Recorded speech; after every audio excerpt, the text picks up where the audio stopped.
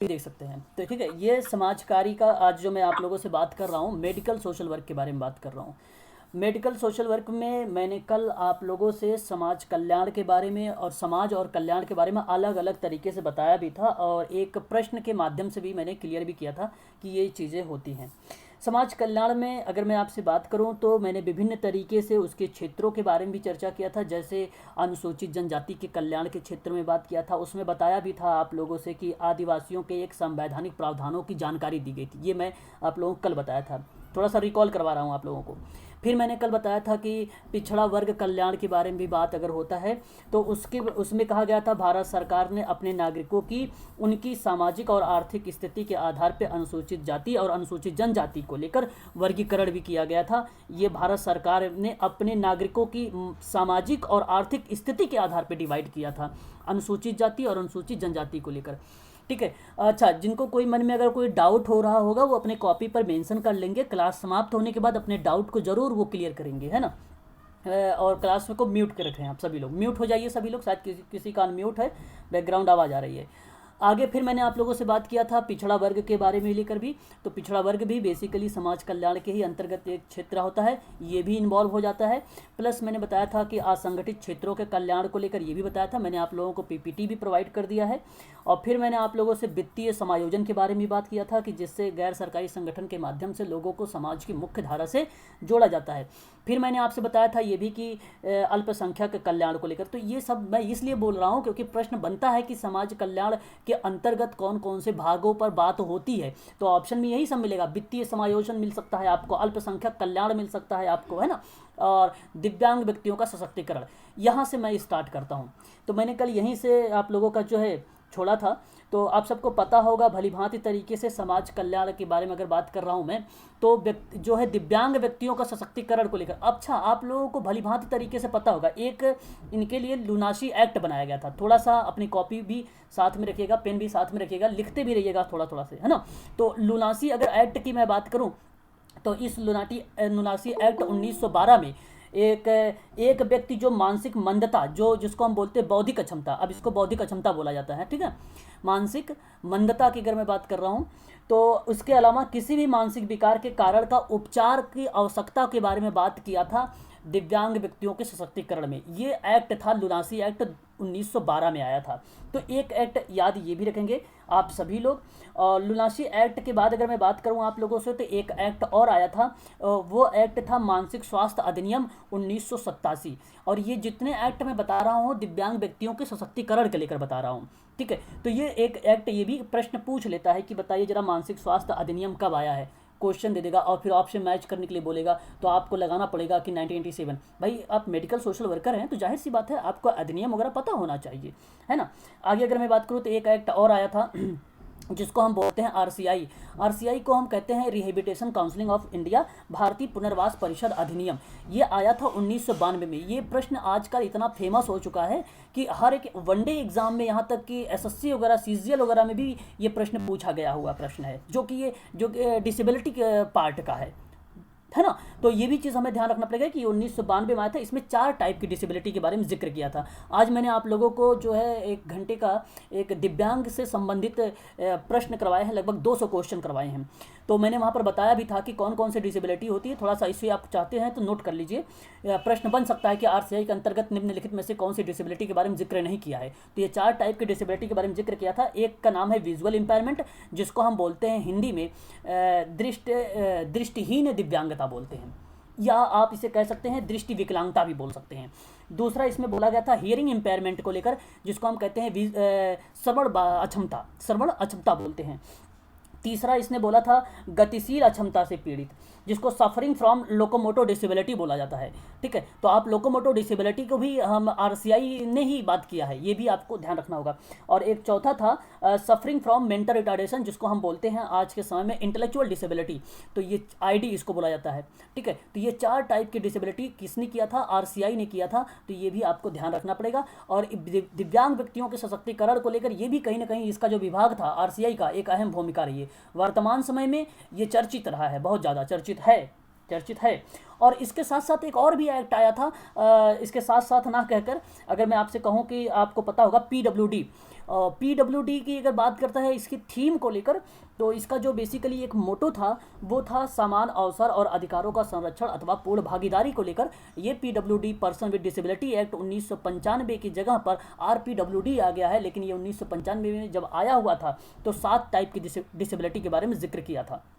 अब इसमें 7 टाइप की थी, तो एक था ब्लाइंडनेस था, एक लो विजन था, हालांकि ये नहीं इतना डीप में आएगा। आरसीआई और एनटी नेशनल ट्रस्ट ध्यान रखेगा, इसको बस सुन लीजिए मेरे से, ताकि आपका अगर प्रश्न आ भी जाए तो आपका अर्धचेतन मन वहाँ पे काम कर दे।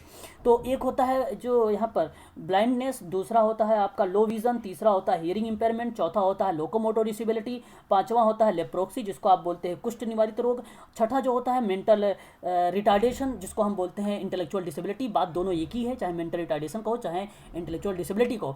अब मेंटल रिटार्डेशन को हटा दिया गया है, इसकी जगह पे बोला जाता है इंटेलेक्चुअल डिसेबिलिटी जिसको बोलते हैं बौद्धिक अक्षमता। और सातवां जो नंबर पे था वो आपका था मेंटल इलनेस जिसको हम बोलते हैं मानसिक रुग्णता हिंदी में। तो ये 7 टाइप की डिसेबिलिटी जो थी पीडब्ल्यूडी 1995 में था। लेकिन अब यहाँ से प्रश्न नहीं पूछा जाएगा, अब प्रश्न पूछा जाएगा आरपीडब्ल्यूडी से जिसको हम कहते हैं right to person with disability act हम बोलते हैं। और इसमें कुल टोटल 21 टाइप की डिसेबिलिटी के बारे में जिक्र किया गया था, है ना। हालांकि मुझे याद है सारे के सारे 21 टाइप के, लेकिन कोई फ़ायदा भी नहीं होगा, आप उसको दिमाग में अपने रखेंगे भी नहीं। मैं इसकी पीपीटी दे दूंगा, आप लोग इसे देख लेना। अगर मैं बात करता हूँ उसके बाद 2016 के बाद एक और एक्ट, इससे पहले एक और एक्ट आया था एनटी जिसको हम बोलते हैं national trust for the handicapped 1999। इसमें 4 टाइप की डिसेबिलिटी थी, इसे आप लोग ध्यान रखिएगा। जिसका एक नाम था ऑटिज्म, ऑटिज्म को हम लोग बोलते हैं स्वलीन, और एक नाम था सीपी जिसको हम कहते हैं सेरेब्रल पॉल्सी जिसको हिंदी में कहा जाता है प्रमस्तकी पक्षाघात, और एक था आपका मल्टीपल डिसेबिलिटी जिसको हम बोलते हैं बहुविकलांगता। तो ये जितने मैंने एक्ट बताए हैं ये सभी के सभी एक्ट जो है दिव्यांग जनों के लेकर, व्यक्तियों के लेकर, सशक्तिकरण को लेकर ये बेसिकली काम करते हैं, कार्यक्रम बनाते हैं, उनको समाज की मुख्य धारा से जोड़ते हैं ये सारे के सारे लोग। ठीक है, इतनी छोटी सी चीज़ मैंने इतना बड़ा कर दिया, लेकिन डीप में बताया हूँ इसलिए बड़ा हो गया है आप सबके लिए, है ना भाई। चलिए आगे बात करता हूँ। वरिष्ठ नागरिकों के कल्याण के लिए भी बात होता है, तो सामाजिक न्याय और अधिकारिता मंत्रालय वरिष्ठ नागरिकों के कल्याण के लिए कार्यरत है। ये जाहिर सी बात है, कहीं ना कहीं जो अगर हम समाज कल्याण के बारे में जिक्र करते हैं तो जो वरिष्ठ नागरिक होते हैं उनके कल्याण के बारे में अगर कोई बात होती है तो सामाजिक न्याय एवं अधिकारिता मंत्रालय वरिष्ठ नागरिकों के कल्याण के लिए कार्य करती है। सरकार जो है राज्य सरकार काम करती है एनजीओ के माध्यम से, अगर हम बात करें, और केंद्र सरकार भी काम करती है एनजीओ के माध्यम से ही काम करती है। तो कभी कभी प्रश्न बन जाता है कि भाई आप बताइए जरा समाज कल्याण में कौन सा क्षेत्र है। अगर ऑप्शन पूछ लेता है वरिष्ठ नागरिकों का कल्याण को लेकर तो आप कहना हाँ भाई ये तो है, क्योंकि मैंने आपको बताया है ये बात, ठीक है। तो इसलिए आप इसका भी करेक्ट जवाब देंगे। आगे अगर मैं बात करूँ तो गरीबी उन्मूलन के लेकर, तो ग्रामीण गरीबी के उन्मूलन की बात अगर करता है तो ग्रामीण क्षेत्रों में जो है अधिकांश विकास और कल्याण संबंधी कार्यकलाप हैं, कार्यकलाप को हम लोग कहते हैं एक्टिविटी, या हम कह सकते हैं गतिविधि कह सकते हैं, या क्रियाविधि कह सकते हैं, जो एक नोडल मंत्रालय होने के नाते ग्रामीण विकास मंत्रालय के देश के समग्र विकास की रणनीति में एक अपनी भूमिका निभाता है। तो इसलिए आपका यहाँ पे समाज कल्याण का क्षेत्र होगा वो भी आपका इन्वॉल्व हो जाएगा यहाँ पर, ठीक है। आगे अगर हम बात करें तो जब ग्रामीण होगा तो जाहिर सी बात है शहरी भी होगा। अब आपको याद आ रहा होगा, अगर मैं बात करूं अनुसूची के बारे में, मैंने कहा था कि 11वीं अनुसूची जो थी, एक बच्चा था ट्रिक बता रहा था आप लोगों को कि 11वीं अनुसूची में क्या होता है भाई, ग्रामीण के बारे में बात करता था। और अगर 11वीं अनुसूची में की बात कर रहा हूँ मैं, तो वो बेसिकली 73वें संविधान संशोधन था।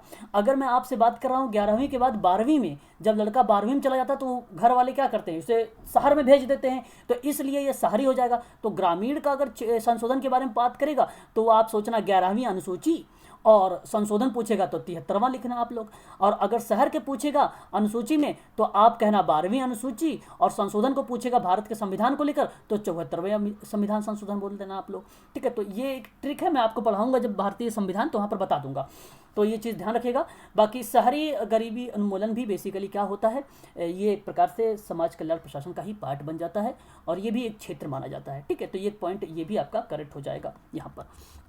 आगे अगर हम बात करते हैं तो नेक्स्ट पॉइंट आपके सामने आता है कि गैर सरकारी संगठन स्वैच्छिक क्षेत्र में होता है।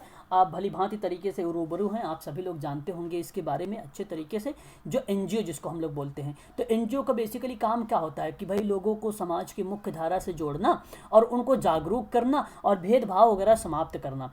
आप लोग खुद सोचते होंगे कि यार मैं एक एनजीओ ओपन करूंगा, तो एनजीओ क्यों ओपन कर रहे हो, उसका मोटो भी तो आपके माइंड में आता होगा कि भाई जागरूक करेंगे लोगों को, जो भी चीज़ें होंगे जहाँ पे भेदभाव वगैरह होगा उसको समाप्त करेंगे हम लोग, है ना, संसाधन वगैरह जुटाएंगे हम लोग, है ना, उनको प्रशिक्षण देंगे हम लोग। ये हम लोगों के मन में विचार आता है जब कोई एनजीओ ओपन करने की बात हम सोचते हैं तब।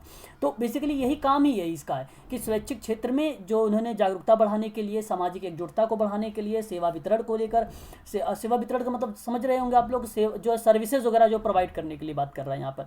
फिर आगे बात मैं करूँ प्रशिक्षण को लेकर, प्रशिक्षण हो या शिक्षण हो, दोनों क्रियाविधि एनजीओ में होती है, ठीक है। और अगर हम बात करें अनुसंधान को लेकर या अभिनव संसाधनों के माध्यम से गरीबी और अभाव और भेदभाव को समाप्त करने की बेसिकली जो बात करता है समाज कल्याण में, वो गैर सरकारी संगठन के माध्यम से किया जाता है स्वैच्छिक क्षेत्रों में, ठीक है। ये चीज़ें आपको ध्यान रखना होगा। आगे अगर हम बात करते हैं आपदा प्रबंधन को लेकर, और आप भली भांति तरीके से पता होगा आप सभी लोगों को, आप सब लोग जानते भी होंगे आपदा प्रबंधन।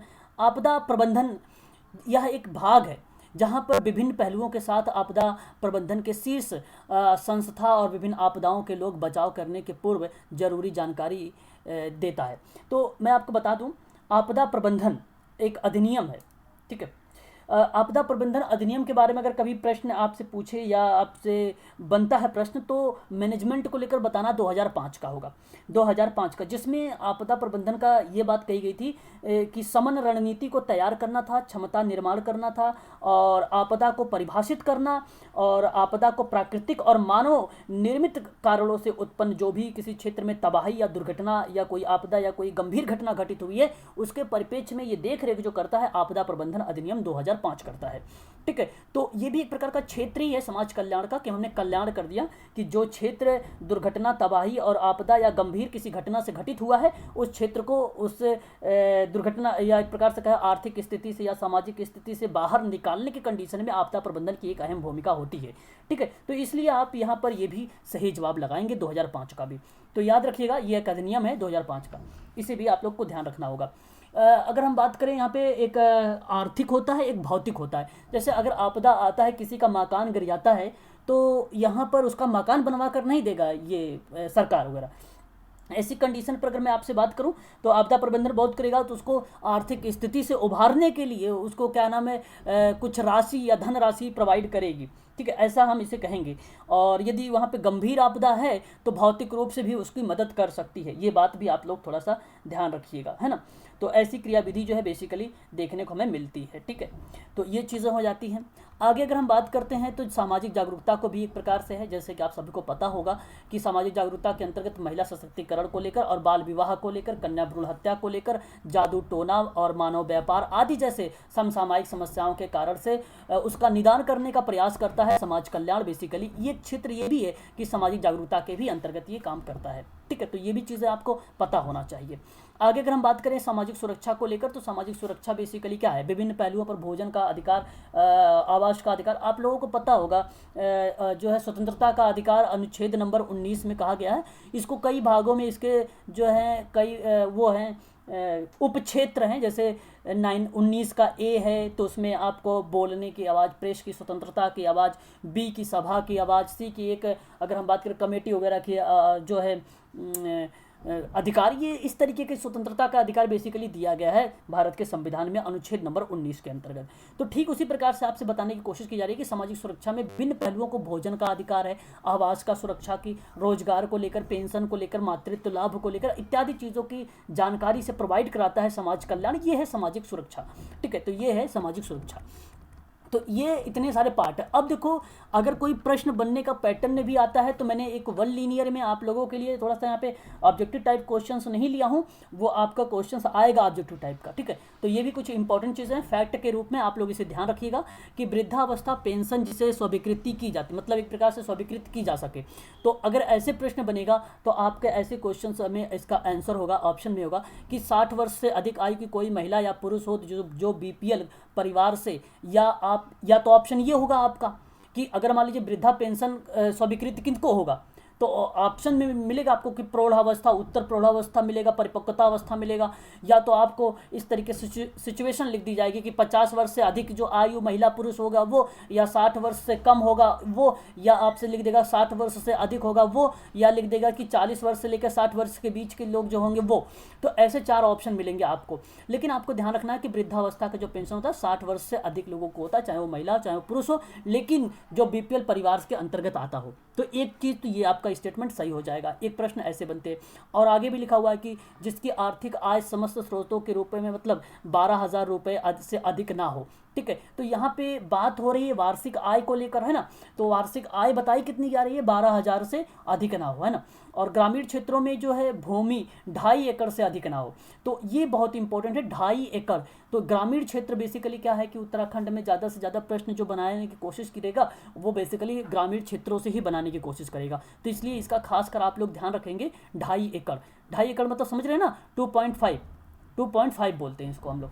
और जो वृद्धा पेंशन को स्वीकृति देती, तो ये आपका इस प्रश्न का जवाब होगा। फिर प्रश्न पूछेगा कि वृद्धा अवस्था का पेंशन स्वीकृति हेतु आय प्रमाण पत्र कौन जारी करेगा। तो ये तहसीलदार, ठीक है, जो तहसील के तहसीलदार होते हैं वो ये जारी करते हैं, आय प्रमाण पत्र जारी करते हैं। ठीक है, तो ये भी आपको यहाँ पे सही होगा जवाब वो आपका। वृद्धावस्था की अगर हम बात करें पेंशन स्वीकृति का अधिकार। अच्छा, अगर आप मेडिकल सोशल वर्कर हैं तो आपको ये सब क्लाइंट मिलेंगे, आपके पास आ सकते हैं वृद्धावस्था के लोग। ठीक है, ये सब आ सकते हैं। तो आप लोग गाइड करेंगे आप सब लोग कि एज कितनी है आपकी। अगर एज 60 के प्लस होगी तो आप बता सकते हैं क्या बीपीएल कार्ड के अंतर्गत आते हैं, तो बोलेगा हाँ। तो अगर आप पूछना कि भाई आपके पास आय प्रमाण पत्र है क्या, कहेगा अगर नहीं है तो आप बोलना उससे कि आप जाओ तहसील में, तहसीलदार से बनवा के ले आओ। ठीक है, फिर आपको ये जो है इसका फ़ायदा मिलेगा। तो ऐसे आप बोलना, ये आपके पास आ सकते हैं मेडिकल सोशल वर्कर में, है ना, याद रखिएगा। फिर आगे बात करता है ये अधिकार किसे है। तो वृद्धा पेंशन स्वीकृति का अधिकार किसे है, तो जाहिर सी बात है, सिंपल लैंग्वेज में पहले ही शब्दों में मैंने बता दिया, पहले प्रश्न में बता दिया था। तो वृद्धा पेंशन स्वीकृति का अधिकार जो है ग्रामीण क्षेत्र के ग्राम पंचायत में खुली बैठक और पात्र व्यक्ति का चयन होता है, जिसमें शहरी क्षेत्रों के भी संबंधित तहसील के उप जिलाधिकारी को पेंशन स्वीकृति का अधिकार होता है। ठीक है, तो ये चीज़ें बन जाती है। मेरी बात आप सबको क्या समझ में आ रही है कि मैं ज़्यादा फास्ट चल रहा हूँ कि स्लो चलूँ, बता दीजिए एक बार, मुझे कंफर्म कर दीजिए, फिर मैं आगे बढ़ूँ। समझ में आ रहा है ना। अगर मैं तेज़ भी चल रहा हूँ तो अगर आप बोलेंगे नहीं तो वो आपका ही लॉस होगा, है ना। तो अगर तेज़ चल रहा होगा तो भी आप बता देना, मैं स्लो भी हो सकता हूँ, ऐसा नहीं कि भाई मैं पूरा फास्ट ही रहूँगा, है ना, स्लो भी हो सकता हूँ। चलो आगे बढ़ता हूँ। फिर अगर हम बात करते हैं यहाँ पर वृद्धा अवस्था में पेंशन भुगतान की अवधि को लेकर, है ना, तो इसका अच्छा पीपीटी आप लोगों को नहीं मिला होगा इसका ना, शायद पीडीएफ नहीं मिला है तो हाँ, तो मैं आपको भी क्लास समाप्त होने के बाद ग्रुप में डाल देता हूँ इसे भी, ठीक है ना। तो आपको इसको देख लेना आप लोग अच्छे से। आगे अगर हम बात करते हैं वृद्धा पेंशन भुगतान की अवधि क्या होगी, ये भी प्रश्न पूछेगा आपसे। तो ऐसे में धनराशि की भुगतान प्रत्येक 3 माह में किया जाएगा। ठीक है, इसे आप ध्यान रखेंगे वृद्धा पेंशन में। ठीक है, याद रखेंगे। प्रश्न होगा कि क्या वृद्धा पेंशन की जो स्वीकृति है वो राष्ट्रीयकृत बैंक में खाता होना आवश्यक है, ये भी आपसे प्रश्न पूछेगा। तो शासन के निर्देशों के अनुसार जिला हरिद्वार, उधम सिंह नगर, देहरादून कहाँ पर पड़ता है, देहरादून किसकी राजधानी है, उत्तराखंड के। और एग्जाम भी देने जा रहे हैं उत्तराखंड के, इसलिए आप इसे ध्यान रखें, उसी से संबंधित सारे के सारे प्रश्न मिलेंगे आप लोगों को, है ना। तो हाँ, बेसिकली यहाँ पर अगर हम बात करें देहरादून, तो चक्राता, कालसी, रायपुर ब्लॉक में पर्वतीय क्षेत्रों को छोड़कर, अब ध्यान रखिएगा ये सारे के सारे इंपॉर्टेंट चीज़ें लिया हूँ आप सबके लिए। चक्राता, कालसी और रायपुर ब्लॉक पर्वतीय क्षेत्रों को छोड़कर नैनीताल के रामनगर और जो है हल्दीदानी तहसील के अंतर्गत आने वाली समस्त लाभार्थियों की राष्ट्रीयकृत बैंकों में खाते अनिवार्य रूप से खोले जाने और उसके पर्वतीय क्षेत्रों में बैंकों की कम से कम 3 किलोमीटर की परिधि में आने वाले लाभार्थियों के लिए अनिवार्य रूप से बैंक में खाता खोलने के लिए निर्देश देना चाहिए। ये आपका करेक्ट जवाब होगा। अब प्रश्न ऐसे भी बनेगा कि क्या जो प्रश्न बन जाएगा कि वृद्धावस्था पेंशन स्वीकृति हेतु राष्ट्रीयकृत बैंक में खाता खोलना आवश्यक है, तो निम्न में बताइए। तो अब आपको अगर कहेगा कि निम्न में बताइए, तो ये चक्राता और कालसी और उसके बाद रायपुर ब्लॉक, ये पर्वतीय क्षेत्र को छोड़ देगा, बाकी और भी दे देगा वहाँ पे, तो उसको आप करेक्ट मार देना। बाकी यही 3 नाम याद रखिए, बस इन्हीं 3 नामों से आपका एक प्रश्न तैयार हो जाएगा, है ना। तो एक प्रश्न इसका एक और दूसरा भी जवाब हो सकता था कि केवल बीपीएल परिवार के पति पत्नी दोनों ही वृद्धा अवस्था पेंशन स्वीकृति कर सकते हैं, ठीक है, पा सकते हैं। आय प्रमाण पत्र के अधिकार पर पेंशन स्वीकृति की दशा में पति और पत्नी दोनों में से केवल एक ही पेंशन स्वीकृति पा सकती है। अब ऐसे भी प्रश्न बनता है ना कि भाई कौन कौन पाएगा, तो क्या पति पत्नी पाएंगे? ऑप्शन में होगा नहीं भाई, ऐसे थोड़ी होगा कि अगर 60 वर्ष से अधिक है, आपको पता है ये बात, और फिर कह रहे हैं पति पत्नी पाएगा, तो नहीं, केवल एक पाएगा, एक को मिलेगा। तो ये चीज़ आपको थोड़ा सा ध्यान रखना होगा, ये भी थोड़ा सा इंपॉर्टेंट चीज़ें हैं, है ना। तो एक प्रश्न ऐसे बनेगा। फिर प्रश्न बनेगा विधवा पेंशन स्वीकृति को लेकर, ठीक है, तो ऐसे भी प्रश्न आते हैं। तो इसका आंसर क्या होगा कि विधवा पेंशन स्वीकृति का अधिकार ग्रामीण क्षेत्र में ग्राम पंचायत से खुली बैठक के पात्र व्यक्तियों का चयन होने के संबंध में होगा। शहरी क्षेत्रों में अगर हम बात करें, तहसील संबंधित जिला उप जिलाधिकारी के पेंशन स्वीकृति का अधिकार हो जाएगा, तो वो भी बेसिकली विधवा पेंशन स्वीकृति का अधिकार देगा उप जिलाधिकारी, ठीक है, तहसील के उप जिला अधिकारी। और ये कहाँ पर? ग्राम पंचायत में जो खुली बैठक होगा वहाँ पर व्यक्तियों का जब चयन होगा तब, ठीक है। तो ये चीज़ें हो जाती है विधवा पेंशन की। उसकी दर कितनी होगी? तो विधवा पेंशन मतलब अगर हम बात करें तो विधवाओं को लेकर अगर 40 से लेकर मतलब 40 to 79 के वर्ष के आयु वर्ग होगा, और वह प्रतिमाह की बात करेगा तो आप 500 लगा देना, मल्टीप्लाई 12 से कर दो। अगर वार्षिक पूछेगा तो 12 से मल्टीप्लाई कर देना, आपको क्लियर आंसर आ जाएगा। फिर 18 वर्ष से अधिक जो विधवाएं हैं, ठीक है, 18 वर्ष से अधिक की विधवाएं जिन्हें आय प्रमाण पत्र के अधिकार पर पेंशन स्वीकृति दी गई है, तो उनके लिए जो होगा 400 रुपये प्रतिमाह पेंशन की दे हो जाएगी। तो विधवा पेंशन की जो दरें होगी उसको थोड़ा सा ध्यान रखिएगा। 18 वर्ष से प्लस की बात कर रहा है और 40 से 79 के बीच की बात कर रहा है। तो ये थोड़ा सा एग्जैक्ट चीज़ें हैं, इसका आप खास कर ध्यान रखेंगे। दो फैक्ट है यहाँ पर, है ना, 2 फैक्ट है, इन दोनों को ध्यान रखिएगा आप सभी लोग। अगर हम बात करते हैं विधवा पेंशन भुगतान की अवधि क्या है, तो ये भी 3 माह मतलब होगा, है ना, तो ये भी 3 माह ही होगा, ठीक है। तो इस तरीके से आपको मिलेगा। आगे अगर हम बात करें कि विधवा पेंशन स्वीकृति हेतु आय प्रमाण पत्र जारी कौन करेगा, तो जाहिर सी बात है तहसील के तहसीलदार। ये भी वही है जो वृद्धावस्था में आप देख रहे थे, है ना, वहाँ पर।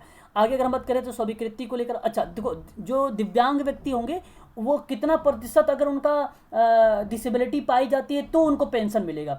तो ये प्रश्न बनता भी है और पूछा कई बार गया है, यूजीसी में पूछा गया भी, एमपीपीएससी में भी पूछने के पूरी चांसेस है इसका इस बार, है ना। तो ये याद रखिएगा 40% होना चाहिए। अच्छा, एक प्रश्न मेरा है जो आप लोग मुझे बताओगे कि अगर किसी व्यक्ति के अंदर 80% डिसेबिलिटी है, 80%, तो बताइए वो किस कैटेगरी के अंतर्गत आएगा? क्या वो दिव्यांग के अंतर्गत आएगा, कि वो अति दिव्यांग के अंतर्गत आएगा, कि वो अति गंभीर दिव्यांगता के अंतर्गत आएगा, कि निम्नलिखित में से कोई नहीं आएगा? जरा मुझे बताइए आप लोग। 4 मैंने ऑप्शन भी दे दिया है आप लोगों को, बोल भी दिया है 4 ऑप्शन, बताइए जरा एक बार। अति गंभीर, हाँ, अति गंभीर किसी ने बोला है, वेरी गुड, यही सही जवाब हो जाएगा आपका। फिर 80% वाला, 80% एग्जाम में पूछता है अगर तो अति गंभीर वाले को लगाना आप लोग कि ये अति गंभीर है, ठीक है। और 40% वाले पे बेसिकली ये प्रमाण पत्र मिल ही जाता है, इसमें कोई 2 राय नहीं है, ठीक है। तो ये भी चीज़ हमें आप लोगों को ध्यान रखना चाहिए। ये भी सेम प्रोसीजर वही है, इसमें कह रहा है कि जो दिव्यांग पेंशन की धनराशि का भुगतान होगा वो प्रत्येक 3 माह में किया जाएगा, है ना। तो एक चीज़ तो ऐसे भी प्रश्न बनते हैं, ठीक है। तो ये सारा मैं अभी आप लोगों को एक 1 लीनियर क्वेश्चन के माध्यम से भी करवाऊंगा, वहाँ पर आपको क्लियर हो जाएगा ये सभी की सभी चीज़ें, है ना। कॉन्सेप्ट जो है मैं क्लियर करवा दूंगा। अब मैं आप लोगों से बात करने चल रहा हूँ एक वेरी मोस्ट इम्पॉर्टेंट, और ये है केंद्रीय समाज कल्याण बोर्ड की स्थापना को लेकर, है ना। तो इसके बारे में थोड़ा सा आप लोग जान लीजिए, समझ लीजिए, और प्रश्न जो है मैं करवाऊंगा तो वो कवर हो जाएगा, मैंने जो स्किप किया है। बाकी PDF दे दूंगा अभी आपको, तो आप उसको देख लेना एक बार, है ना। अगर मैं बात करता हूँ यहाँ पे केंद्रीय समाज कल्याण बोर्ड की स्थापना को लेकर, तो आपको भली भांति तरीके से पता होना चाहिए यह एक स्वैच्छिक समाज कल्याण है, जिसमें प्रथम पंचवर्षीय योजना के दौरान में समाज कल्याण के क्षेत्र में लगभग 4 करोड़ रुपए की व्यवस्था भी की गई थी।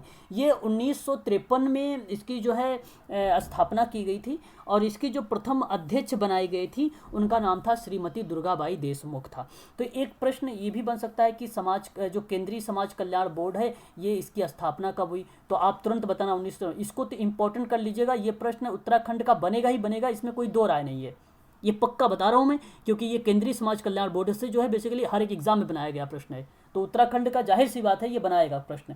तो एक पॉइंट तो आपके यहाँ पे तैयार हुआ। दूसरी बात आपके यहाँ से ये ध्यान रखना है इसके प्रथम अध्यक्ष को लेकर, और उसका नाम याद रख लेना आप लोग, श्रीमती दुर्गाबाई देशमुख। PDF में मिल जाएगा अभी, लेकिन लिखना चाहते हैं तो लिख लें आप लोग इसका, ठीक है। तो यहाँ से दूसरा प्रश्न भी आपका तैयार हो गया। आगे अगर हम बात करते हैं तो कह रहा है कि भारत सरकार के एक संकल्प के माध्यम से 1953 में स्वैच्छिक कार्य को बढ़ावा देने और महिलाओं और बच्चों के कल्याण के हेतु स्वैच्छिक संगठनों की तकनीकी और वित्तीय सहायता उपलब्ध कराने के उद्देश्य से की गई थी। इसका मोटो क्या था? क्या मोटो था? केंद्रीय समाज कल्याण बोर्ड की स्थापना तो कर दिया दुर्गाबाई देशमुख ने और अध्यक्ष भी बन गई। तो इसका मोटो उन्होंने ये रखा था कि तकनीकी और फाइनेंस सहायता प्रोवाइड करना। ठीक है, बस यही। अब इसका मतलब ये नहीं कि अगर आपको ऑप्शन मिलता है सामाजिकता में उसको समानता की बात करना, ये ऐसी कोई जिक्र नहीं है, इसका काम ही नहीं है। ये तकनीकी की बात करता है भाई, ये बात करता है फाइनेंस की बात करता है, समाज के लेकर कोई ऐसी जिक्र नहीं करता। ये बात भी आपको ध्यान रखना होगा यहाँ पर। ठीक है, तो यह एक प्रकार का स्वतंत्र समाज कल्याण विभाग है। ठीक है, स्वतंत्र समाज कल्याण विभाग है ये, इस बात को आप लोग खासकर ध्यान रखिएगा। अगर हम बात करते हैं पंडित जवाहरलाल नेहरू के समय में, उस समय पंडित जवाहरलाल नेहरू जी जो है प्रधानमंत्री थे और उनके नेतृत्व में ये निर्णय लिया गया था कि समाज कल्याण को एक विशेष प्रकार के तंत्र की आवश्यकता है। तो इसलिए इन्होंने लचीलापन, अगर हम बात करें एक प्रकार से फ्लेक्सिबिलिटी के बारे में बात किया, और वो था केंद्रीय समाज कल्याण बोर्ड के बारे में। ये अगर नेतृत्व की बात करेगा, ऑप्शन में दुर्गाबाई देशमुख का भी नाम आएगा, तो वो नहीं होंगे। प्रधानमंत्री पूछ रहा है तो प्रधानमंत्री थोड़ी ना दुर्गाबाई देशमुख रही हैं, प्रधानमंत्री तो पंडित जवाहरलाल नेहरू रहे हैं। तो ये प्रश्न का आपको ध्यान रखना पड़ेगा, ऐसे भी प्रश्न एग्जाम में बन जाते हैं आप लोगों से। ठीक है, तो एक चीज़ तो ये भी आपका तैयार हो गया। आगे अगर हम बात करते हैं तो कह रहा है कि यह भारत सरकार की ओर से संगठन बनाने की पहला प्रयास किया गया था। जाहिर सी बात है, पहला ही प्रयास है ये, और यह एक ऐसा प्रयास है जो विशेष प्रकार के तंत्रों की आवश्यकता होती है उसको पूर्ति करता है। ये काम इसका है कि ज़रूरतमंदों को अपनी सेवाएं दे, और वो बेसिकली स्वायत्त का मतलब होता है इंडिपेंडेंट स्वायत्त बोर्ड जो है एक प्रकार से सृजित हो, और जिसे योजनाओं और स्कीमों को तैयार करे और उनको क्या करे, पंचवर्षीय योजना के माध्यम से जो है लोगों को समाज की मुख्य धारा से जोड़े और उनके आर्थिक स्थिति को मजबूत करे। इस तरीके की क्रियाविधि जो है सामाजिक कार्यकर्ता पहले करता था, और अच्छा आज भी कर रहा है, ऐसी बात नहीं कि आज नहीं कर रहा, आज भी कर रहा है। तो एक उत्कृष्ट सामाजिक कार्यकर्ता को केंद्रीय समाज कल्याण बोर्ड का अध्यक्ष भी बनाया गया था उसी दौरान। तो ये जो श्रीमती दुर्गाबाई देशमुख मिल रही हैं, ये भी कार्यकर्ता थी, ये सोशल वर्कर थी, ये उत्कृष्ट सोशल वर्कर थी, इसलिए इनको अध्यक्ष बना दिया गया। ये प्रथम अध्यक्ष रही, और सोशल वर्कर ये काम भी करता है कि उसको तकनीकी के माध्यम से और आर्थिक स्थिति के सहायता के माध्यम से उसे समाज की मुख्य धारा से जोड़ने की कोशिश भी करता है, और ये काम करता है केंद्रीय समाज कल्याण बोर्ड में करता है। तो ये भी बात आप लोगों को ध्यान रखना होगा। 2-3 बातें बताया है मैंने यहाँ से, ये वेरी मोस्ट इंपॉर्टेंट स्लाइड है, इसका स्क्रीनशॉट अगर चाहें तो आप लोग ले भी सकते हैं। ठीक है, बहुत इंपॉर्टेंट स्लाइड है ये। आगे अगर हम बात करते हैं तो अच्छा, यहाँ पर देखिए नाम भी आ रहा है डॉक्टर दुर्गाबाई देशमुख का, केंद्रीय समाज कल्याण बोर्ड की संस्थापक की अध्यक्ष रही हैं, और इससे पूर्व यह योजना जो है आयोग में समाज सेवा की प्रभारी थी, और पंचवर्षीय योजना के लिए कल्याण कार्यक्रमों की योजना बनाने में सहायक रही हैं। डॉक्टर दुर्गाबाई देशमुख के मार्गदर्शन केंद्रीय समाज कल्याण बोर्ड के द्वारा विभिन्न प्रकार के कल्याण योजनाओं का भी शुरुआत किया गया था। बेसिकली अगर हम इसके उद्देश्यों की बात करें तो ये स्वैच्छिक समाज सेवा जैसी एजेंसियां हैं जहां पर विकास और संवर्धन की बात करता है, व्यक्तियों के उन विशिष्ट समूहों के लिए जहां पे स्वैच्छिक कल्याण कार्यक्रमों की सहायता प्रोवाइड करता है, प्लस में चाहे महिलाएं हो, चाहे बालक हो, चाहे दिव्यांग हो। ठीक है, याद रखिएगा, ये मैंने एक एग्जाम्पल के माध्यम से बोला है, चाहे महिलाएं हो या बालक हो या दिव्यांग व्यक्ति हो, उनकी ज़रूरतों को पूरा करने की बात करता है केंद्रीय समाज कल्याण बोर्ड। ठीक है, याद रखिएगा ये भी चीज़ें, ये सभी के सभी पॉइंट्स जो मैं बता रहा हूँ इंपॉर्टेंट्स हैं अपने आप में। ठीक है, आगे अगर हम बात करते हैं तो नेक्स्ट पॉइंट आपके सामने एक और आ रहा है यहाँ पे। वर्ष अगर हम बात करें 1969 की, वर्ष अगर बात हम कर रहे हैं 1969 में, देखिए एक आपने नाम सुना होगा भारतीय कंपनी अधिनियम। देखो मैं आपको पढ़ाऊँगा, बताऊंगा कि नेशनल ट्रस्ट कब आया था, है ना, और उसके साथ साथ एक सोसाइटी एक्ट है 1860 का, वो उसकी क्या भूमिकाएं रही थी, ये सिलेबस में आपके दिया हुआ है, इस पे चर्चा करूंगा। लेकिन यहाँ पे थोड़ा सा नाम मैं बताना चाहूँगा। एक कंपनी एक्ट था, जो भारतीय कंपनी अधिनियम था 1956 का था, और 1956 की धारा 25 के अंतर्गत जो है 1 अप्रैल 1969 में एक कंपनी के रूप में पंजीकृत कर दिया गया। तो ध्यान रखिएगा, वर्ष 1969 में केंद्रीय समाज कल्याण बोर्ड को एक कानूनी स्थिति प्राप्त हुई, और भारतीय कंपनी अधिनियम 1956 की धारा 25 के अंतर्गत इसका पंजीकरण हुआ था। तो प्रश्न बनता है कि भाई बताइए जरा, जो केंद्रीय समाज कल्याण बोर्ड की स्थापना हुई है वो कब हुई, पंजीकरण कब हुई थी? स्थापना करेगा तो 1953 लगाएंगे, और पंजीकरण कब हुआ तो 1969 लगाएंगे, और किससे ये किससे पंजीकरण हुआ है, तो भारतीय कंपनी अधिनियम से हुआ है 1956 वाला। और धारा कौन सी थी, 25 थी। यहाँ से भी 3-4 टाइप के प्रश्न बनते हैं, ये भी मैंने आपको बता दिए। तो ये भी very very most important slide है, ये भी प्रश्न फैक्ट के रूप में आ सकता है ना, तो याद रखिएगा। तो यहाँ से यह आपका जो समाज कल्याण का था ये टॉपिक आपका यहाँ पे समाप्त होता है। अब मैं आप लोगों से बात करने चलूँगा सामाजिक क्रिया के बारे में। आगे अगर आप पढ़ेंगे सिलेबस में तो आपको दिखाई देगा कि सामाजिक क्रिया होता क्या है। सामाजिक क्रिया का मतलब सोशल एक्शन। क्या आपको साफ दिखाई दे रहा है स्लाइड? एक बार बताइए जरा मुझे, क्या पीडीएफ आपको साफ दिखाई दे रहा है? हाँ। अगर हम बात कर रहे हैं सामाजिक क्रिया के बारे में तो आपके सिलेबस में यूनिट नंबर 1 में ही दिया है सोशल एक्शन। सोशल एक्शन की हिंदी होती है सामाजिक क्रिया। और अगर हम बात कर रहे हैं सामाजिक क्रिया के बारे में तो सामाजिक क्रिया एक सहायक प्रणाली है। जैसे कि मैंने आप लोगों को पहले ही बता चुका हूँ कि समाज कार्य की जो है दो प्रणालियाँ हैं, और दो प्रणालियों के माध्यम से वाल्टर एंड्रियास फ्रिडलैंडर ने 1957 में 2 भागों में डिवाइड किया। एक को प्राथमिक बोला, दूसरे को बोला सहायक। और प्राथमिक के अंतर्गत 3 बातें आती थी, case work, group work, community work आती थी। और अगर हम बात करें सहायक प्रणाली के अंतर्गत तो सोशल एक्शन आता था, सोशल रिसर्च आता था, सोशल वेलफेयर एडमिनिस्ट्रेशन आता था। तो 3 आती थी सहायक प्रणाली, और इन्हीं का एक पार्ट बनता है सामाजिक क्रिया, और ये सहायक प्रणाली है। इसमें भी अगर हम बात करें तो यह एक दर्शन है, ये ज्ञान और कौशल के भीतर कार्य करता है सामाजिक क्रिया, और ये व्यापक लेवल पर किया जाता है। ये छोटे मोटे लेवल पर नहीं किया जाता है, ये बड़े लेवल पर किया जाता है। मैरी रिचमंड की इसमें एक अहम भूमिका रही थी। 1922 में सामाजिक क्रिया को इन्होंने इस्तेमाल किया था, लेकिन यही सामाजिक क्रिया जो है अब आने वाले टाइम में हो सकता है इसको प्राथमिक प्रणाली के अंतर्गत रखा जाए, क्योंकि कुछ विद्वानों ने सामाजिक क्रिया को डायरेक्ट माना है। डायरेक्ट का मतलब ये होता है कि सेवार्थी आपके सामने हो और आप हो, तो दोनों लोग जब प्रत्यक्ष रूप से आमने सामने बैठकर कोई बातचीत करते हैं या कोई विचार विमर्श करते हैं, किसी समस्या का समाधान करते हैं, तो वो प्राथमिक प्रणाली के अंतर्गत ये क्रियाविधि चलती है। क्योंकि सामाजिक क्रिया में ऐसे ही कुछ होता है, इस वजह से आने वाले भविष्य में हो सकता है सामाजिक क्रिया को प्राथमिक प्रणाली के अंतर्गत रखा जाए, लेकिन अभी नहीं रखा गया है। तो इसलिए अगर अभी प्रश्न पूछेगा तो आप सहायक प्रणाली ही लगाकर आएंगे आप सभी लोग। आगे अगर मैं बात करूं तो इसमें यह एक जो होता है केनिथ के बारे में बात करता हूँ मैं, केनिथ प्रे के बारे में। केनिथ प्रे ने बेसिकली सामाजिक क्रिया पर एक निबंध लिखा था, और ये प्रश्न बन सकता है सामाजिक क्रिया को लेकर। ये भी आपको पीडीएफ में मिल जाएगा 1945 में। ये बात आप लोग ध्यान रखिएगा 1945 के में, ठीक है, केनिथ प्रे ने। आगे हम बात करते हैं सामाजिक क्रिया होता क्या है। सामाजिक क्रिया एक व्यावसायिक समाज कार्य की एक सहायक प्रणाली है, जिसको हम लोग बोलते हैं द्वितीयक प्रणाली भी कह सकते हैं, दोनों नाम एक है। यह एक सामाजिक एवं आर्थिक संस्थानों में परिवर्तन या सुधार का एक गठित प्रयास है। सामाजिक क्रिया को अगर हम बात करें सामाजिक कानून और सामाजिक नीति में बदलाव के जरिए सामाजिक और आर्थिक व्यवस्थाओं में संरचनात्मक बदलाव लाने की ओर लक्षित समाज कार्य का अभ्यास की एक पद्धति मानी जाती है। जाहिर सी बात है, हम क्यों करते हैं सोशल एक्शन? हम बड़े बदलाव की बात करते हैं। अगर आपने अपने एनजीओ का नियम बदला है तो ये सामाजिक क्रिया नहीं हुई है।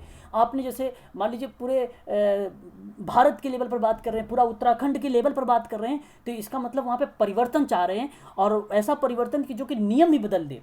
जैसे अगर मैं बात करूं आप लोगों से, आप लोगों को अच्छे तरीके से पता होगा 16 दिसंबर 2012 का केसेस जो निर्भया आंदोलन था, वो क्यों लाया गया? वो सामाजिक क्रिया एक प्रकार का था, आप इसे मान सकते हैं, मानते भी हैं लोग, ऐसी बात नहीं, सामाजिक क्रिया मानते भी हैं उसको। कारण ये है क्योंकि हमने एक नया कानून ले आया, एक नया नियम ले आया उस समय, ठीक है। पोक्सो जैसे अधिनियम की अगर हम बात करते हैं या एक्ट की जैसे बात करते हैं, तो क्या था ये बेसिकली जिन महिलाओं को जो शोषण किया जा रहा है या उनके साथ जो अत्याचार हो रहे हैं उसके प्रति प्रावधानों के बारे में बात किया गया वहाँ पे हर एक अधिनियम में। तो अधिनियम जब बड़े लेवल पर कोई परिवर्तन की बात करते हैं तो वो सबके लिए होता है, किसी पर्टिकुलर 2-4 व्यक्ति के लिए नहीं होता है। पूरे उत्तराखंड के लिए होगा, पूरे भारत के लिए होगा, ठीक है। अन्ना हजारे जी ने जो किया भ्रष्टाचार को समाप्त करने के लिए, तो वो सबके लिए था, इसलिए वो सामाजिक क्रिया का एक पार्ट मान सकते हैं आप लोग, ठीक है। तो ये सामाजिक क्रिया करने की जरूरत हमें पड़ती है, ठीक है। कोई ज्वाइन हो रहा है, मैं उनको ज्वाइन करता हूँ, फिर स्टार्ट करता हूँ, ठीक है। बात समझ में आई? सामाजिक क्रिया क्या हुआ बताइए एक बार जरा मुझे कंफर्म करिए, क्या सामाजिक क्रिया समझ में आई आपको? हाँ, बहुत अच्छी बात है। अगर समझ में आ गया तो अच्छी बात है। अगर मैं आगे बढ़ता हूँ तो सामाजिक क्रिया के अंतर्गत देखिए कुछ विद्वानों ने अलग अलग तरीके से सामाजिक क्रिया को परिभाषित किया। तो सामाजिक क्रिया के अंतर्गत अगर हम बात करें तो यहाँ पे एक विद्वान का नाम है ली इतना इम्पोर्टेंट नहीं है, लेकिन आप थोड़ा सा जान लीजिए, इससे आपको परिभाषित हो जाता है, क्लियर हो जाता है सामाजिक क्रिया होता क्या है। सामाजिक क्रिया कानून और सामाजिक संरचना में बदलाव और उसके अथवा मौजूदा सामाजिक व्यवहारों में सुधारों के लिए नए आंदोलनों की दिशा में निर्दिष्ट प्रयासों का इंगित करने का प्रतीत होता है। कहने का तात्पर्य ये हुआ कि सामाजिक क्रिया कानून या सामाजिक संरचना में बदलाव की बात करता है, और ये बदलाव ऐसे बदलाव हो रहे हैं जो उत्तराखंड लेवल पर हो रहे हैं, जो इंडिया के लेवल पर हो रहे हैं। तो सामाजिक व्यवहारों में जो सुधार किए जा रहे हैं वो नए आंदोलन के माध्यम से प्रयास किए जा रहे हैं। तो ये एक प्रकार का सामाजिक क्रिया काम कर रहे हैं, आप सामाजिक क्रिया का काम कर रहे हैं। देखो, अब आप कहो कि सर हमने ब्रह्म समाज की बात करते हैं अगर राजा राम मोहन राय के बारे में, तो ये उस समय की क्रिया विधि की जो बात अगर हम कर रहे हैं तो वो सामाजिक क्रिया नहीं था, वो समाज सुधार था, वो एक आंदोलन था। लेकिन यही आंदोलन जो पार्ट बना है वो सामाजिक क्रिया से ही बना है, वो सामाजिक क्रिया से ही बना है। तो देखो यहाँ पे लिखा भी है कि सामाजिक सुधारों के व्यवहारों के सुधारों के लिए नए आंदोलन का एक दिशा निर्दिष्ट कर देता है। तो मतलब धीरे धीरे आंदोलन की तरफ चलने लगता है। ये पहले क्रिया विधि वो क्या रही होगी ये, अब इसी वजह से भाई क्यों नहीं देता कि आपको ऐसे में तो लिख देना चाहिए था कि सामाजिक क्रिया के बारे में, सिलेबस में क्यों नहीं लिखता सामाजिक क्रिया, लिख देता है आप लोगों से कि समाज सुधार आंदोलन ऐसे लिख देता है। लिखना चाहिए सामाजिक क्रिया ना, नहीं भाई इसलिए नहीं लिखता क्योंकि ये मॉडिफाई हो चुका है, हम आंदोलन से बात कर रहे हैं, इस वजह से इसको हम कहते हैं आंदोलन के बारे में हमें जानकारी रखनी होगी। ठीक है, तो ये चीज़ें होती हैं, बेसिकली ली की परिभाषा थी।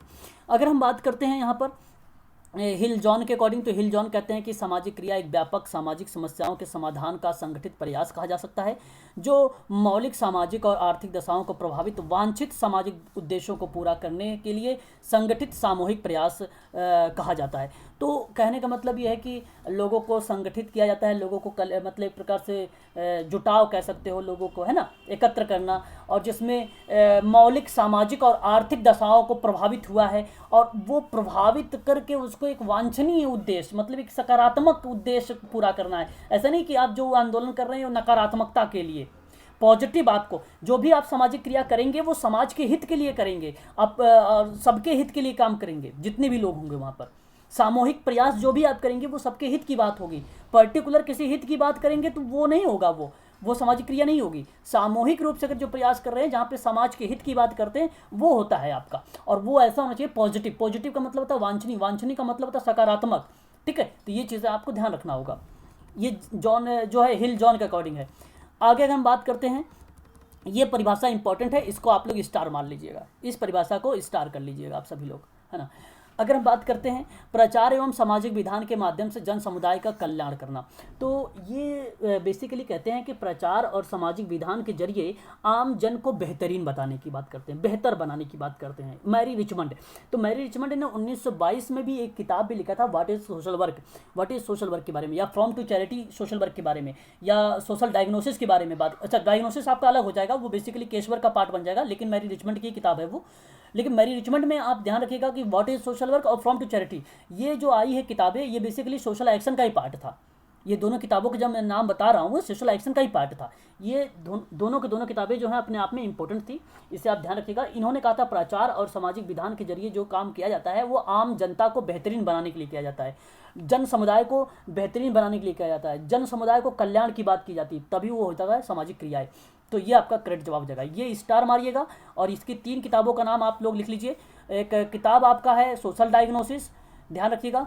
एक किताब है सोशल जो है from to social case work, और एक किताब है charity to social case work. ठीक है, सोशल वर्क ले लीजिए, चैरिटी सोशल वर्क कर दीजिए, या तो आप इसको ऑब्लिक करके लिख लीजिए सोशल केस वर्क। ठीक है, ये भी आपका करेक्ट जवाब हो जाएगा, है ना। तो ये चीज़ें आपका करेक्ट हो जाएगा। बुक का नाम फिर से बता दीजिए जी। किताब का नाम फिर से दोबारा से रिपीट करता हूँ, social diagnosis, from to charity social work, और फ्रॉम टू सोशल वर्क होगा, चैरिटी नहीं, चैरिटी अलग होगा, फ्रॉम टू सोशल वर्क होगा, और उसके बाद charity to social work. Okay sir. ठीक है, ठीक है। मैरी रिचमंड की किताबों का नाम लिख लिया, बोलिए मैरी रिचमंड, बोलो। जी सर। चलो, तो ये आप लोगों को ध्यान रखना है, इसकी किताबों का जो नाम है फेमस है। ठीक है, एक अगर हम बात करते हैं तो फ्रेंडली विजिटर का नाम सुना है, फ्रेंडली विजिटर, अगर हम बात करते हैं, लिख लीजिए, लिख लीजिए, फ्रॉम क्या, फ्रेंडली विजिटर, जिसको आप बोलते हैं मित्र भेंटकर्ता, हिंदी में मित्र भेंटकर्ता बोलते हैं। विजिटर की अगर हम बात करते हैं तो ये आपका 1899 में आ जाता है, मैरी रिचमंड की किताब, ये किताब है। और सोशल डायग्नोसिस 1917 आ जाएगा आपका, 1917 आ जाएगा। और from to charity social work, यहाँ पर एक किताब आएगा आपका from to charity social work, तो ये आ जाएगा 1922 में। और एक किताब आपको what is social case work, what is social case work, what is social case work, what is social case work, लिख लिया आप लोगों ने, ये भी 1922, ये भी 1922। हाँ बस क्लियर हो गया। ये 4 किताबों के नाम बता दिया है, इंपॉर्टेंट किताब थी जो एग्जाम में पूछा जाता है। बस आगे आगे बढ़ते हैं हम लोग। आगे अगर हम बात करते हैं तो ग्रेस कोयले के बारे में आप सबको पता होगा, ठीक है। ग्रेस कोयले सामाजिक क्रिया में, इन्होंने सामाजिक, अगर हम बात करते हैं ग्रेस कोयले के बारे में, तो सामाजिक क्रिया में सामाजिक वातावरण उन तरीकों में परिवर्तन का प्रयास माना जिसमें जीवन के संतोषप्रद माना, ठीक है। और इसका लक्ष्य था कि व्यक्तियों के नहीं बल्कि सामाजिक संस्थानों और कानूनों और रिवाजों और समुदायों को प्रभावित करना। तो ये इंपॉर्टेंट नहीं है। बेसिकली ग्रेस कोयले का अगर कोई नाम आता है तो ये नाम आता है आपका सोशल ग्रुप वर्क में भी आता है इसका नाम, ट्रेकर के साथ साथ, और प्लस में इसका नाम आता है कम्युनिटी ऑर्गेनाइजेशन में भी, ठीक है। यहाँ इतना इंपॉर्टेंट ये नहीं है, ठीक है। चलिए आगे बढ़ते हैं। फ्रीडलैंडर को छोड़ दीजिए यहाँ पर। अब हम बात करेंगे सामाजिक क्रिया की विशेषताओं के बारे में। सामाजिक क्रिया की विशेषताएं कौन कौन सी होती हैं? देखो, सामाजिक क्रिया की विशेषता ये है कि समाज कार्य के सिद्धांत के मूल्य कौशल का उपयोग किया जाना, ये एक प्रकार की इसकी विशेषताएं हो जाएंगी सामाजिक क्रिया की। और ये समाज कार्य का एक जो है अंग भी माना जाता है, जाहिर सी बात है, अंग ही है, पार्ट है उसका, ठीक है। तो इसलिए आप इसे भी बोल सकते हैं। आगे अगर हम बात करें तो सामाजिक क्रिया का उद्देश्य है सामाजिक न्याय, समाज कल्याण को प्राप्त करना। सामाजिक क्रिया का उपयोग जो है बेसिकली हम अगर प्रयोग भी करते हैं तो आवश्यकता के अनुसार सामाजिक परिवर्तन लाने का प्रयास करते हैं और परिवर्तन करने की कोशिश करते हैं और समस्याओं को रोकने का प्रयास करते हैं। ये इसका सामाजिक क्रिया का उद्देश्य विशेषताएं होती हैं। सामाजिक क्रिया की विशेषता अगर हम बात करते हैं तो सामाजिक क्रिया का उद्देश्य को पूरा करने के लिए सामूहिक सहयोग की ज़रूरत पड़ती है, इसलिए ये भी एक प्रकार की विशेषता हो जाती है। तो जहाँ पे सिद्धांत की विशेष ज़रूरत पड़े, जहाँ पे कौशल का उपयोग करने की ज़रूरत पड़े, जहाँ पे समाज कल्याण की ज़रूरत पड़े, जहाँ पर सामाजिक न्याय की ज़रूरत पड़े, जहाँ पे सामाजिक परिवर्तन लाने की ज़रूरत पड़े, जहाँ पर आवश्यकताओं की ज़रूरत पड़े, जहाँ पर समस्याओं को रोकने की ज़रूरत पड़े, जहाँ पर लोगों का सहयोग की ज़रूरत पड़े, ये सभी के सभी सामाजिक क्रिया के क्या बन जाएंगे? विशेषताएं बन जाएंगी। ये आपको ध्यान रखना पड़ेगा, ठीक है। तो ये चीज़ें भी आपके लिए इंपॉर्टेंट है। आगे अगर हम बात करते हैं तो सामाजिक क्रिया की कुछ पद्धतियां हैं। कुछ पद्धतियों में अगर हम बात करते हैं तो आप लोगों से जो है पद्धति में जैसे एक संबंधगत पद्धति होनी चाहिए सामाजिक क्रिया। संबंधगत का मतलब ये हुआ कि भाई जो सामाजिक कार्यकर्ता है, जो लोग हैं, उनके बीच में सामंजस्य होना चाहिए, एक प्रकार से कम्युनिकेशन का अगर बात करें, संप्रेषण की बात करें तो सकारात्मक होना चाहिए, है ना। तो ताकि क्या हो कि भाई किसी कार्य को अगर आप कर रहे हैं तो वो सही तरीके से कर पाएँ। जब तक समन्वय नहीं होगा कार्यकर्ता और जो लोग होंगे लोगों के बीच में, तब तक वो काम ही अच्छे से नहीं होगा। इसलिए कहता है कि सामाजिक क्रिया की पद्धति है कि संबंधगत होना ज़रूरी है, ठीक है। तो एक ये बन जाएगा। दूसरी अगर हम बात करते हैं तो विश्लेषणात्मक और उसका शोध संबंधी की बात करते हैं। विश्लेषण का मतलब ये होता है कि जब भी सामाजिक कार्यकर्ता कोई क्रियाविधि करता है तो उस समय सामाजिक, सांस्कृतिक या आर्थिक विशेषताओं का अध्ययन करने की योग्यता होनी चाहिए। कहने का मतलब कार्यकर्ता को अगर ये पता ही नहीं होगा कि सामाजिक, सांस्कृतिक, आर्थिक विशेषताएं का अध्ययन करना उसे आता ही नहीं होगा तो फिर सामाजिक क्रिया कैसे कर पाएगा वो? तो विश्लेषण उसे करना आना चाहिए, शोध की पद्धति पे उसको विश्लेषण करना आना चाहिए सोशल वर्कर को, तभी वो कर पाएगा सोशल एक्शन, नहीं कर पाएगा। तो विश्लेषण इंपॉर्टेंट है, एक प्रकार की पद्धति हो जाएगी। अगर हम बात करते हैं मध्यस्थता, मध्यस्थता का मतलब होता है उपचार। उपचार आप जानते होंगे, ट्रीटमेंट बोला जाता है इसको इंग्लिश में। तो ये जो सामाजिक, ये जो होता है सोशल एक्शन में, सामाजिक क्रिया में, तो सामाजिक कार्यकर्ता को समुदाय के लोगों के बीच में जो है आवश्यक परिवर्तन लाने के लिए नाराज एवं भावनात्मक उद्देश्य की चेतना, उत्साह और साहस वांछित स्तर काफ़ी लंबे समय तक बनाए रखने में सक्षम होना चाहिए। कहने का मतलब ये नहीं कि भाई कि अगर आपने पुलिस को देख लिया या किसी और को देख लिया तो भाई उस मैदान को छोड़कर ही भाग गए आप, फिर काहे का सामाजिक कार्यकर्ता हो आप। उसके लिए डटे रहिए आप उन चीज़ों को लेकर, है ना। जिस काम के लिए आप गए हैं तो वहाँ पे कुछ उतार चढ़ाव देखने को मिलेंगे आप लोगों को। तो बेसिकली ऐसी प्रतिक्रिया में परिवर्तन करने के लिए मध्यस्थता की पद्धति अपनानी चाहिए या ऐसी पद्धति होनी चाहिए। अब सोशल वर्कर को ऐसे भी नहीं कि सोशल वर्कर बातें सिर्फ करे, काम कुछ ना करे, तो वो सोशल वर्कर नहीं। मतलब बात करे, ठीक है, बात करना तो उसकी हॉबी है भाई, उसकी एक प्रकार की आदत होनी चाहिए सामाजिक कार्यकर्ता की, लेकिन उसको समस्या का समाधान करने की भी उसके पास क्या होनी चाहिए, कैपेसिटी होनी चाहिए, क्षमता होनी चाहिए। और अगर सामाजिक कार्यकर्ता को जो है यहाँ पे शांत व्यवहार बनाए रखने में सामर्थ्य होना चाहिए। कहने का मतलब ये नहीं कि ऐसा भी नहीं कर देना है कि सामाजिक कार्यकर्ता जो जितने लोग वहाँ पे कलेक्ट हुए हैं या जुटे हैं या एकत्र हुए हैं, वो वहाँ पे कुछ और असामाजिक व्यवहार कर रहे हैं, जिससे लोगों को भी समस्या खुद हो रही है।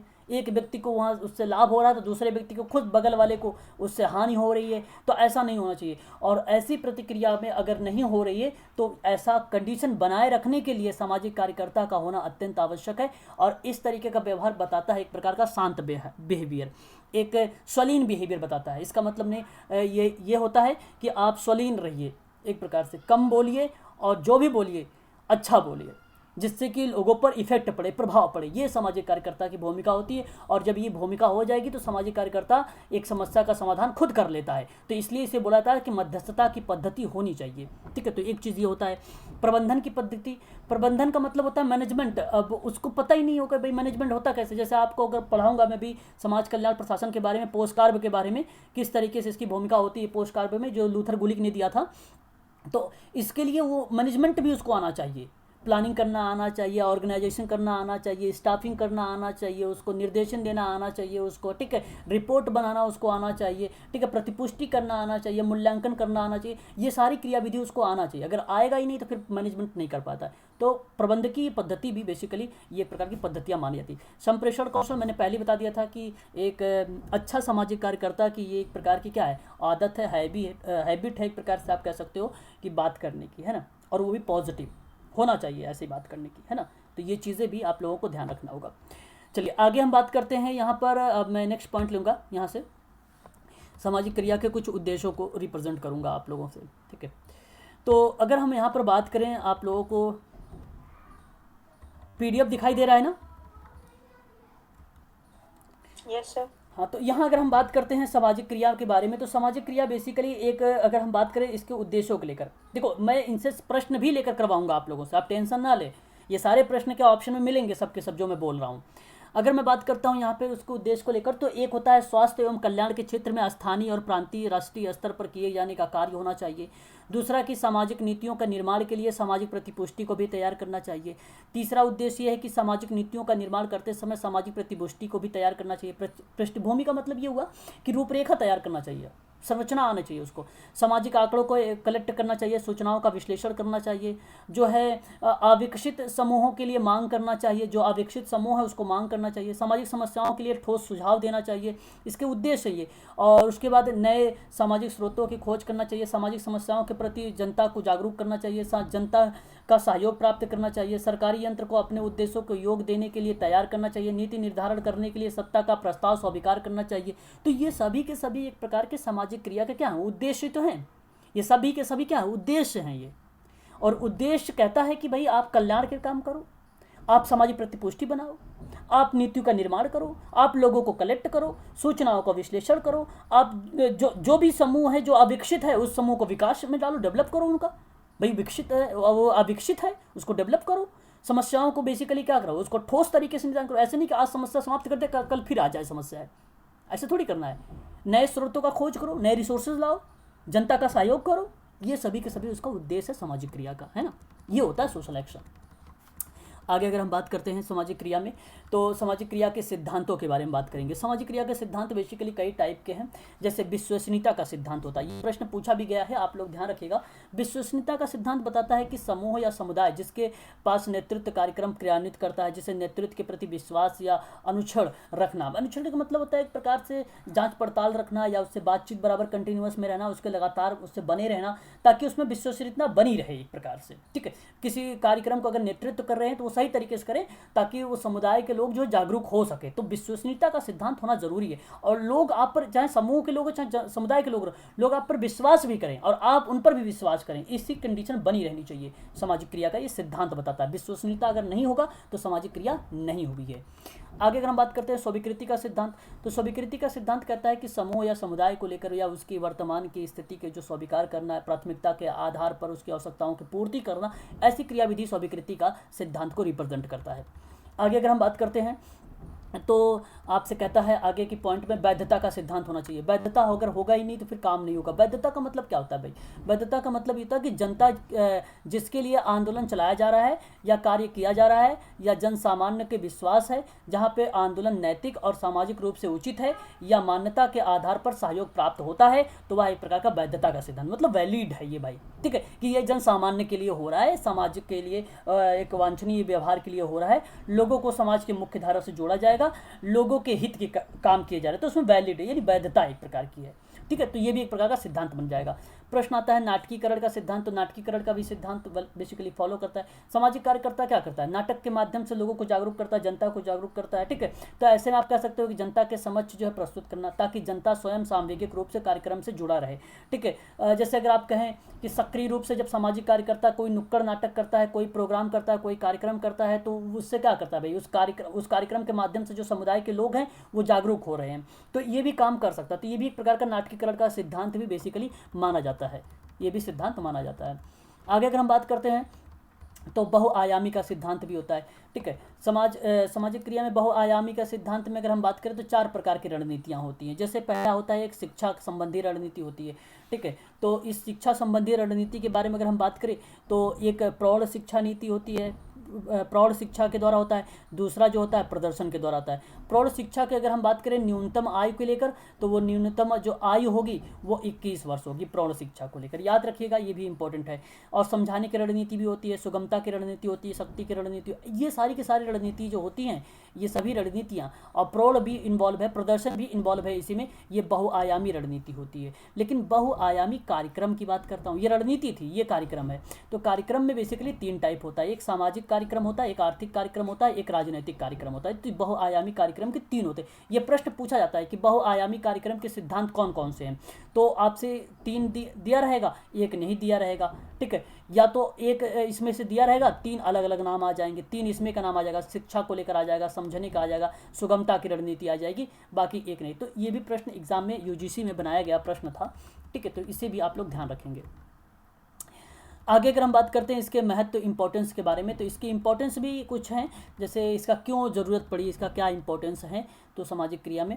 तो यहाँ पे देखिए, तो सामाजिक समस्याओं का निराकरण करने के लिए क्या एक इंपॉर्टेंस है कि भाई ताकि सामाजिक जो समाज में जो समस्याएं हैं उसका क्या किया जाए, समाधान कर दिया जाए। जैसे अंधविश्वास है, अशिक्षा है, उसको क्या किया जाए, दूर किया जाए। कुपोषण है, दूर किया जाए। भेदभाव है, दूर किया जाए। जाति प्रथा, ये सबको क्या किया जाए, दूर किया। तो ये प्रकार का सामाजिक निराकरण की बात करता है, ठीक है। तो ये तो इम्पोर्टेंट हो गया, एक इंपॉर्टेंस। दूसरा इसका ये है कि व्यक्तिक और पारिवारिक जो है मूल्य जो होंगे उसके समस्याओं का समाधान, जो इंडिविजुअल काम कर रहे हैं, केस वर्क कर रहे हैं, व्यक्तिगत तरीके से काम कर रहे हैं, और या पारिवारिक जो चीज़ें हैं उनमें अगर कोई समस्या आ रही है तो उनकी भी समस्या को हमें क्या करना है, समाधान करना। तो ये भी एक प्रकार का क्या उसका महत्व ही हो जाता है, इंपॉर्टेंस ही हो जाता है ना। सभी के सभी इंपॉर्टेंस चीज़ें हैं। लोकतांत्रिक मूल्य और जनचेतना का प्रसार करना, ये भी एक प्रकार का इंपॉर्टेंस है। मतलब जनतांत्रिक मूल्यों पर आधारित होता है, लोगों को जो है सामाजिक न्याय और अवसर की बात करता है, स्वतंत्रता की बात करता है। सामाजिक क्रिया जो है जनचेतना की बात करता है। जनचेतना का मतलब जागरूकता की बात कर रहा है, एक प्रकार से लोगों को लाभ दे रहा है, लोगों को फ़ायदा हो रहा है, लोग समाज की मुख्य धारा से जुड़ रहे हैं, तो लोकतांत्रिक मूल्य और जनचेतना का प्रसार हो रहा है। तो यह एक प्रकार का क्या है, उसका महत्व हो जाता है सामाजिक क्रिया का, ठीक है। तो ये भी आपका सही जवाब हो जाएगा, है ना। जो संगठनात्मक प्रक्रियाओं का प्रोत्साहन होता है, मतलब संगठन को भी बेसिकली क्या करता है, मोटिवेट करता है, प्रोत्साहित करता है, ठीक है। लोगों को समाज की जो है मुख्य धारा से जोड़ना, एक प्रकार से संगठन करना, और उनको बेसिकली जो भी उनके वर्ग या उनके समाज में जो भी समस्याएं आ रही है उसका निराकरण करना संगठन के माध्यम से। तो जो संगठन बनाया है उस संगठन के प्रति प्रक्रिया करना और उसको मोटिवेट भी करना, है ना। तो ये भी क्रियाविधि बेसिकली सामाजिक क्रिया की ही अंतर्गत आती है। तो ये भी आपका इंपॉर्टेंट हो जाएगा, है ना। तो ये चीज़ें हो जाती हैं। फिर सामाजिक क्रिया की क्षेत्र के बारे में मैं आपको ऐसे ही बता देता हूँ, आप लोग इसे ध्यान रखिएगा। इसका सामाजिक जो क्रिया का क्षेत्र कौन कौन सा होगा, तो बेसिकली अगर हम बात करें तो इसका जो क्षेत्र होगा असहाय लोगों की स्थितियों में सुधार करने की बात करता है। अगर हम बात करते हैं सामाजिक आंदोलन की बात करता है, ये क्षेत्र है सामाजिक जागरूकता की बात करता है, शिक्षा की जागरूकता की बात करता है, भ्रष्टाचार को रोकने की बात करता है, बेरोजगारी का निवारण करने की बात करता है, कुरीतियों को दूर करने की बात करता है, मनोवृत्तियों में बदलाव लाने की बात करता है, अनुसंधान करने की बात करता है, शोषण को समाप्त करने की बात करता है, युवा कल्याण की बात करता है, वृद्ध कल्याण की बात करता है, निर्धन की बात करता है, सशक्तिकरण की बात करता है, व्यक्तिगत समाज कार्य करता है, सामूहिक समाज कार्य करता है, सामुदायिक समाज कार्य करता है। तो ये सभी के सभी उसके क्षेत्र होते हैं, जैसे आपको दिख जाएगा यहाँ पे सामाजिक सुधार एक पॉइंट है, ठीक है। इस तरीके से समाज सुधार का भी एक प्रकार का क्षेत्र बन जाता है इसका, है ना। और सामाजिक मनोवृत्तियों में बदलाव लाने की बात करता है, सामाजिक कुरीतियों को दूर लाने की बात करता है। ये सारे के सारे आपको मैं पीडीएफ अभी सेंड कर देता हूँ, ये लोग आप लोग जो है इसको देख लेना, है ना। तो ठीक है, आज के लिए इतना ही रखिए, बाकी इसके आगे जो ये क्षेत्र आपका समाप्त हो गया। कल सिर्फ 15 मिनट की क्लास और होगी आपकी, और वो होगा आपका सामाजिक क्रिया का प्रारूप। सामाजिक क्रिया का प्रारूप समाप्त होने के बाद आप लोगों से कल 15 मिनट के बाद आप लोगों से प्रश्न करवाए जाएंगे, यानी एमसीक्यू करवाए जाएंगे आप लोगों के, मॉक टेस्ट होंगे कल आप लोगों के, है ना। तो समाज कार्य में मैंने अभी तक जितना पढ़ाया है आप लोगों को, उसके संबंध में कल आप लोगों से कुछ प्रैक्टिस भी करवाई जाएगी, ठीक है। तो आज के लिए इतना ही, बाकी अगर आप लोगों के पास कोई डाउट वगैरह है तो आप लोग मुझसे पूछ सकते हैं अब।